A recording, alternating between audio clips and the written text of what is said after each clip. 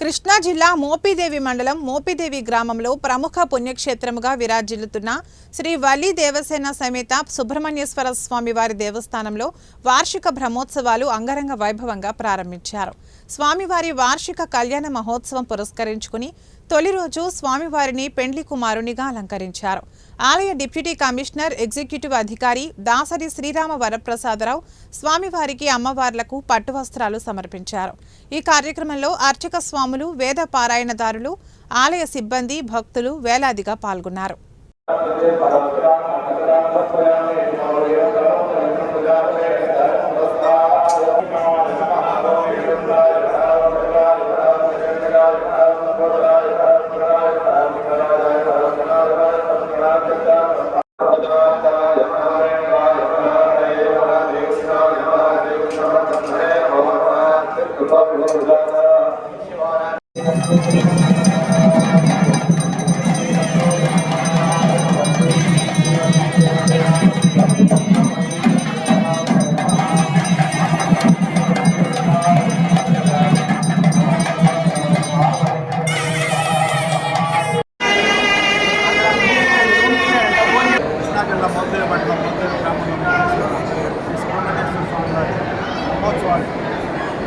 ఈరోజు 2వ తారీఖు నుంచి 6వ తారీఖు ఈరోజు స్వామివారి కార్యక్రమం జరుగుతుంది.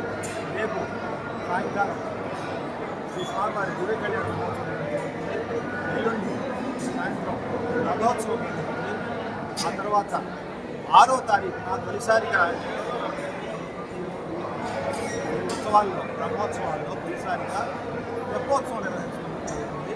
మా దగ్గర మనకు దేవాలయానికి ముందున్నటువంటి పుష్కరిణిలో ప్రప్రథమంగా దేవాలయ చరిత్రలోనే ప్రప్రథమంగా ఈ తెప్పోత్సవాన్ని నిర్వహించబడుతుంది. ఈ మిగతా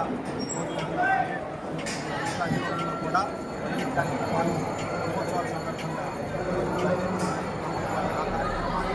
పాల్గొని భక్తులందరూ స్వామివారిని దర్శించుకుని స్వామివారి ఆశీస్సులు తీసుకురావాల్సిందిగా భక్తులకు కావాల్సిన అన్ని ఏర్పాట్లు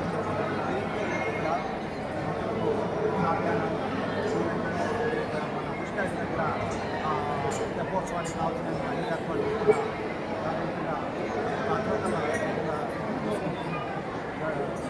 ఏర్పాటు శాఖ కూడా బ్రహ్మోత్సవానికి